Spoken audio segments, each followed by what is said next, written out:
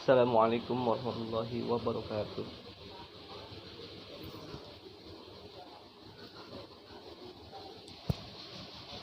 Alhamdulillahilladzi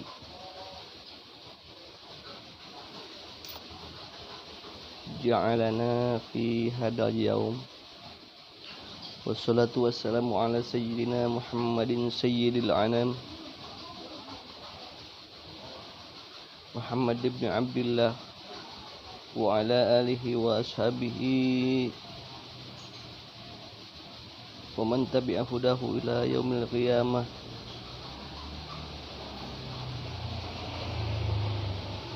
Amma ba'du, faqad qala ta'ala fi kitabihil karim, a'udzu billahi as-sami'il 'alim minasy syaithanir rajim. Ya ayyuhan nasu ubudu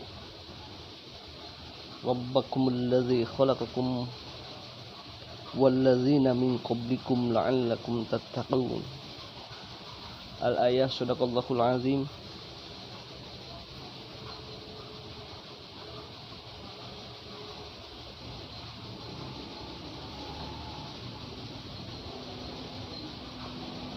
Pertama, marilah kita panjatkan puji dan syukur kehadirat Allah Rabbul Ghafur,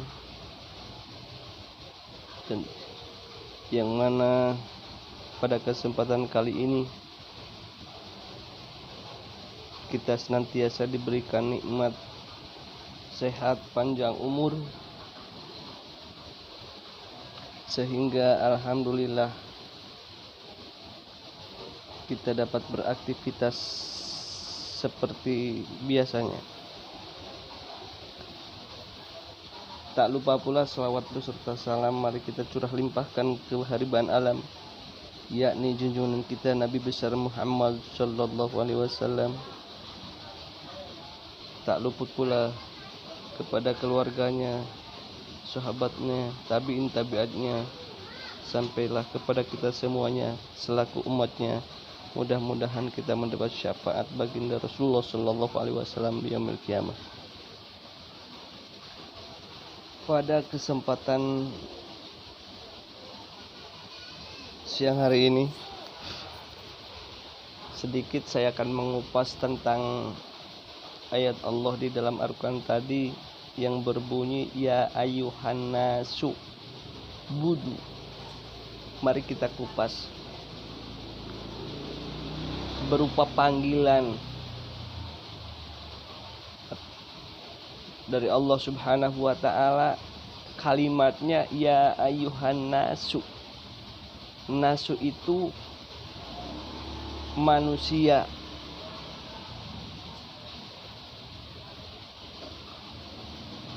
Jadi kalau kalimat nas itu berarti kan manusia.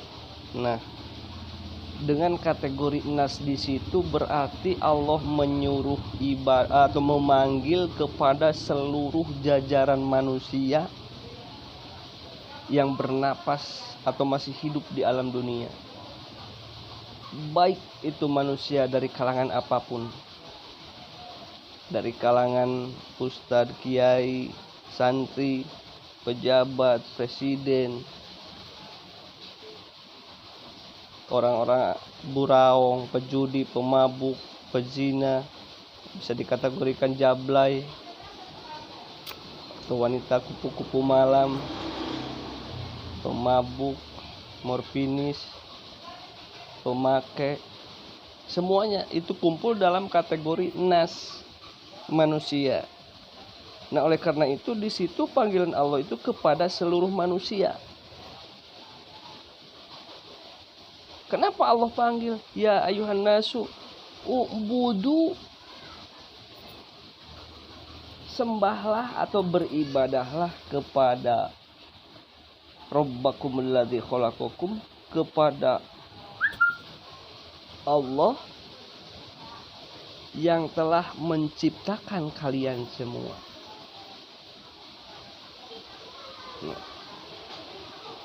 Jadi suruhannya, hai manusia, ibadahlah kepada Tuhanmu yang telah menciptakan kalian semua. Jadi dengan kalimat di situ, kalimatnya umum. Seluruh manusia yang hidup di alam dunia itu disuruh beribadah kepada Allah Subhanahu wa taala.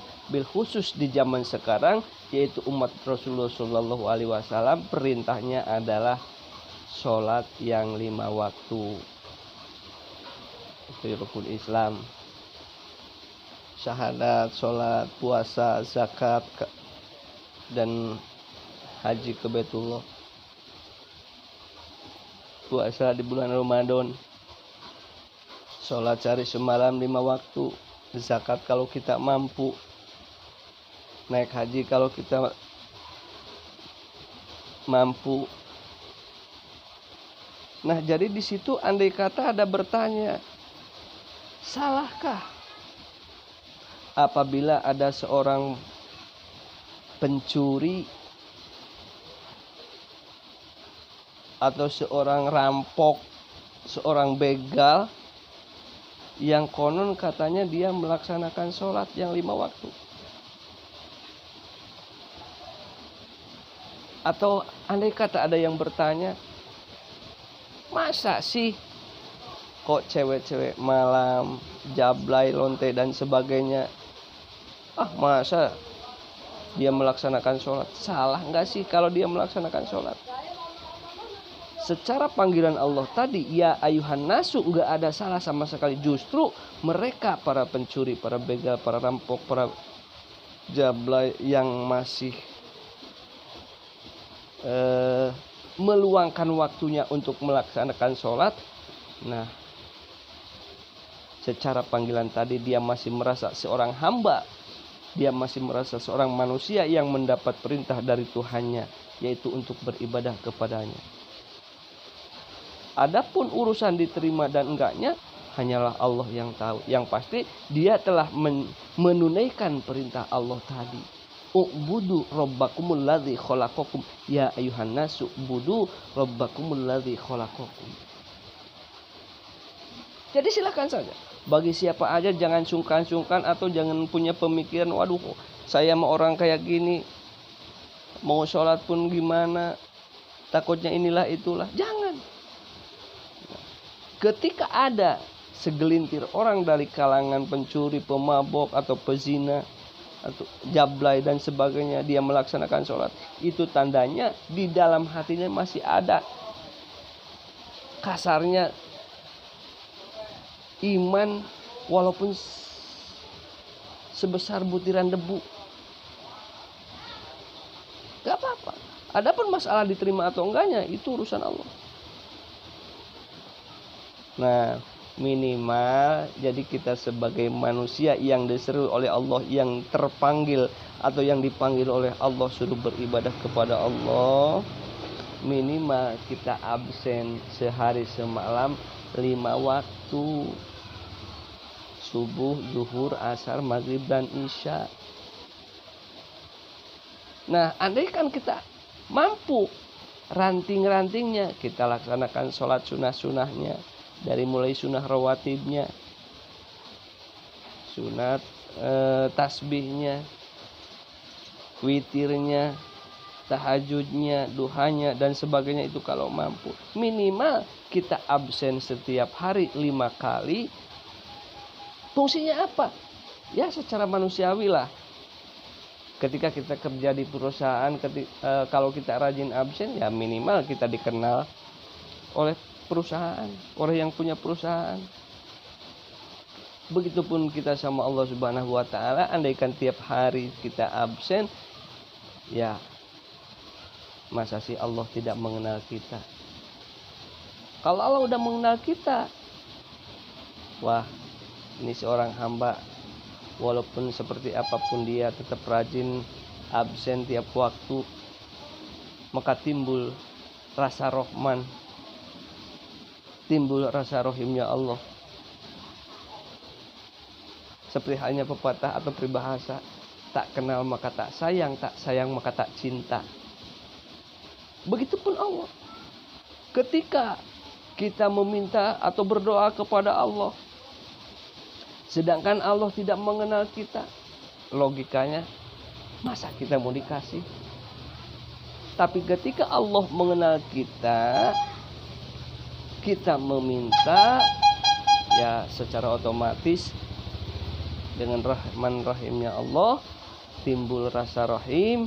Akhirnya ketika Allah udah memberikan rahman rahim kepada kita, apapun yang kita minta insya Allah bakal terwujud, bakal terkabulkan. Jadi untuk kesempatan kali ini, kupasan dari ayat Allah tadi, ya ayuhan nasu budu rabbakumul ladzi khalaqakum walladzina min qablikum la'allakum tattaqun. Dan orang-orang sebelum kalian semuanya, seluruh manusia dari mulai Nabi Adam itu suruh beribadah kepada Allah. Jadi jangan ada bahasa, wah sholat mah buat para ustadz, sholat mah buat para kiai, para ustadzah. Bukan. Kalimat di situ emang ada. Ya ayuhal ustadz ubudu, atau ya ayuhal ustadzatun ubudu. Enggak ada. Panggilan di sana adalah panggilan bagi umum, yaitu seluruh manusia. Ya ayuhan nasu. Jadi kalau kita merasa sebagai manusia, maka ubudu rabbakum, beribadahlah kepada Tuhan kalian semua. Jangan sungkan-sungkan, jangan putus asa, jangan putus harapan, jangan alasan inilah itulah karena saya ibarat kata pejudi, pemabuk atau pejinah. Jangan. Kalau kita merasa sebagai manusia,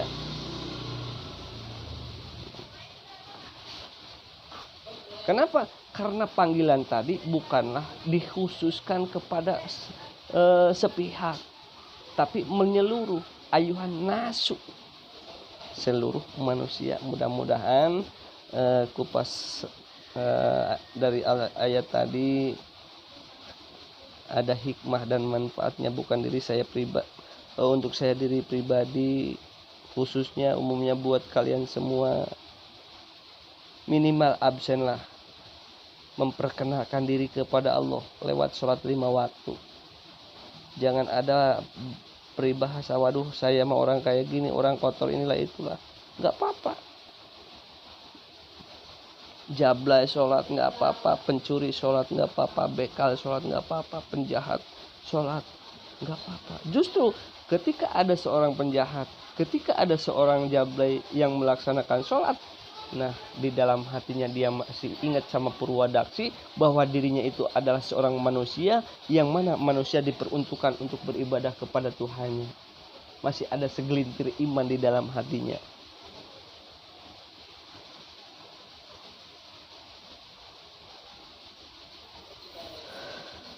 Mungkin hanya itu yang dapat saya sampaikan pada kesempatan ini.